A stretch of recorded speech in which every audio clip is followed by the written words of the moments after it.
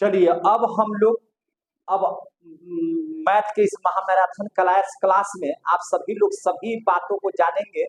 और प्रमेय 7 के बाद जो आपकी किताब में एक उप प्रमेय दिया हुआ है ना ऊपर में, देखिए उप प्रमेय दिया हुआ है। उप प्रमेय क्या लिखता है पढ़िए जरा सा उसको, क्या लिखा हुआ है देखिए उसको। उप प्रमेय में क्या लिखा हुआ है देखिए उसको, लिख लीजिए।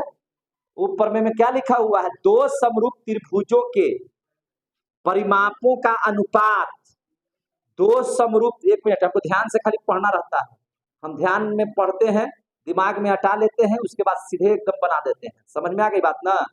पहले उस बात को बढ़िया से देखिए। सबसे पहले मैथ अगर बारीकी से आप समझ गए, सीख गए, तो आपको कहीं से ही हाथ लगेगा ही नहीं। लेकिन आप लोग ना मैथ का किताब इस तरह पढ़ते हैं जैसे लगता है कि सत्यनारायण भगवान के कथा हो रहा है, ऊपर से ऊपर जाएगा। आज तक सत्यनारायण भगवान की कथा याद होता है जल्दी? नहीं, न आरती याद होगा, क्योंकि गाते हैं सबके साथ में, लेकिन वैसे ही गाते रह जाते हैं, पढ़ते कहाँ हैं आप लोग। अब आप लोग एग्जाम पढ़ेंगे तो हम पढ़ा पाएंगे? इतना इतना सब्जेक्ट पढ़ाना रहता है। दो समरूप त्रिभुजों के परिमाप, अच्छा त्रिभुज के परिमाप, और त्रिभुज भी कैसा है तो समरूप है, दो परिमाप का अनुपात, उनका अनुपात उनकी संगत भुजाओं के अनुपात के समान होता है, यही सिद्ध करना। चलिए पढ़ लिए हम लोग, ध्यान समझिएगा। लिखे हैं कि भी नहीं लिखे हैं? अभी तक नहीं लिखे हैं।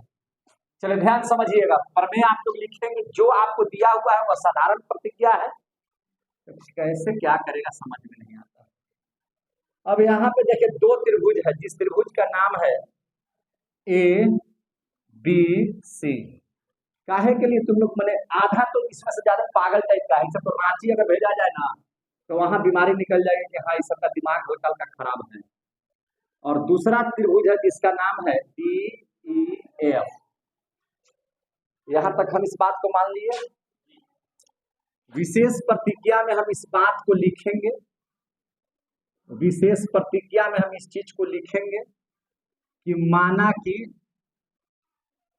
एबीसी त्रिभुज समरूप डी ई एफ, दोनों समरूप लिया हुआ है, ये है तो समरूप होगा, है कि नहीं?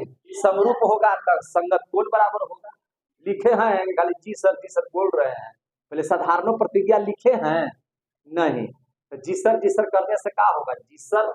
जी सर हम जानते नहीं है कि जितना स्टूडेंट है सब पढ़ करके पंडुके बन जाएगा, तो आप बाकी काम धरती पर का के करेगा? उसी के लिए ना आप लोग हैं।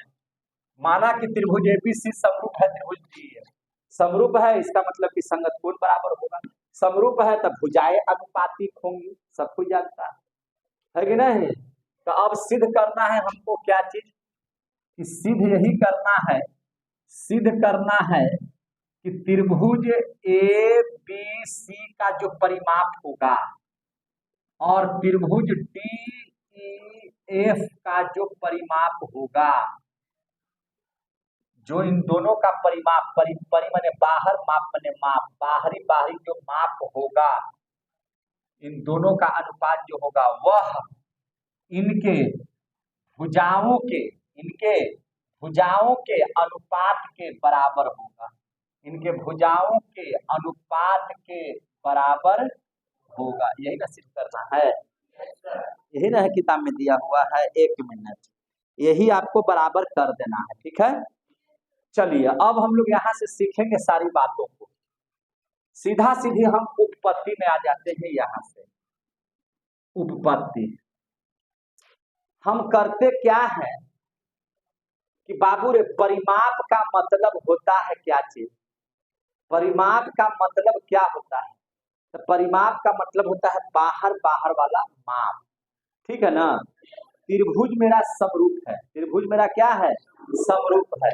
तो त्रिभुज जब समरूप है तो निश्चित तौर पर यहां से देखिए कि एबी बटा डी करे, बीसी बटा ईएफ लिखे और एसी बटा डीएफ लिखे, और इतना बराबर के मान लेते, कोई दिक्कत है? इसको हम क्या मान लेते हैं? के मान लेते हैं, के मान लेते हैं, कोई दिक्कत है? अब यहाँ से देखिए तो जरा सा कि यहाँ से अगर ए बी बराबर लिखेंगे तो के इंटू डी हो जाएगा कि नहीं हो जाएगा? अब यहाँ से बीसी निकालेंगे तो बीसी बराबर के इंटू ईएफ होगा कि नहीं होगा? अगर यहाँ से AC निकाल ले तो K इंटू DF होगा कि नहीं होगा? होगा। अब जरा सा देखिए बहुत ध्यान से, त्रिभुज ABC का परिमाप, तो इसका परिमाप क्या होता है?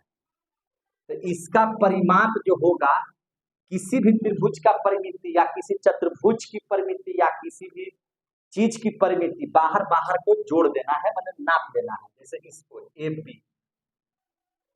प्लस BC प्लस AC, यही ना परिमाप होगा।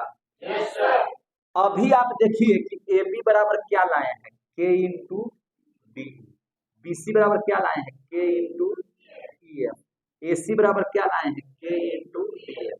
K कॉमन कर लेंगे तो DE जोड़ EF जोड़ DF, यही ना होगा। दूसरा कुछ हो जाएगा। और त्रिभुज DEF का परिमाप, DEF का परिमाप क्या होगा? तो DEF का परिमाप DE जोड़ EF जोड़ DF होगा, यही ना होगा। अब दोनों का अनुपात कर लेते हैं, दोनों का क्या कर लेते हैं, अनुपात। तो इसलिए त्रिभुज ABC का परिमाप बटा त्रिभुज DEF का परिमाप, ABC का परिमाप क्या आया है, K into DE plus EF plus DF, यही ना निकाल के लाए हैं। देखिए ना सामने, बटा DEF का परिमाप क्या है, DE plus EF plus DF, यही ना है। ये दोनों सेम है, ये दोनों कट गया, बराबर क्या बच गया, बराबर क्या बच गया, क्या बच गया, K। अब K बराबर क्या माने हैं, यही ना माने हैं। तो K का मनवा इनपुट कर देते हैं, तो बराबर K बचा यहाँ, और K के जगह पर यही भर देते हैं। AB बटा DE बराबर BC बटा EF बराबर AC बटा, यही ना प्रूफ करना था। वो तो गया प्रूफ, कुछ भार है इसमें, तो आप लोग इसको समझते कहाँ। तो याद रखिएगा कि त्रिभुज ABC का परिमाप, अगर दो त्रिभुज समरूप है तो दोनों त्रिभुजों का जो परिमाप होगा वह उनकी भुजाओं के अनुपात के बराबर होगा। कल पढ़ाए थे कि यदि दो त्रिभुज समरूप होंगे तो उनके क्षेत्रफलों का अनुपात इनकी भुजाओं के वर्गों के बराबर होगा। पढ़ाए थे ना, नहीं पढ़ाए थे? फिर हम पढ़ाए थे कि अगर कोई समकोण त्रिभुज होगा तो समकोण जहां से बनेगा उसके शीर्ष से अगर कर्ण पर लंब डाल दिया जाए तो दोनों ओर के त्रिभुज मूल त्रिभुज के बराबर होंगे, समरूप होंगे। पढ़ाए हैं कि नहीं पढ़ाए हैं? तो इतना सारा चीज पढ़ाए हैं, तो हर चीज को समझ लीजिए, दिमाग में अटा लीजिए और बढ़िया से पढ़िए। आप सभी लोग जो वीडियो को देख रहे हैं शानदार ढंग से सीखिए, न सिर्फ मैथ बल्कि SST के जितने भी चैप्टर्स हैं, जितने भी किताब हैं, सब बढ़िया से सीखिए, कोई प्रॉब्लम नहीं होगा। साइंस के हर चीज को सीखिए, कहीं से दिक्कत नहीं होने देंगे। इंग्लिश हो, मैथ हो, से हिंदी हो, सब विषय काफी बेहतरीन तरीके से सिखाएंगे।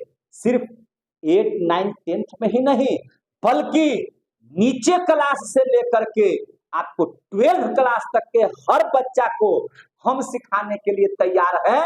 साथ में मेरे जितने भी सहयोगी हैं 20 टीचर, सारे मिलकर के आपको मार्गदर्शन करेंगे और आपकी शिक्षा को बेहतर बना देंगे। और तब तक, जब तक आपके जीवन को बनाएंगे नहीं, तब तक आपको न चैन से बैठने देंगे, न हम चैन से बैठेंगे। धन्यवाद।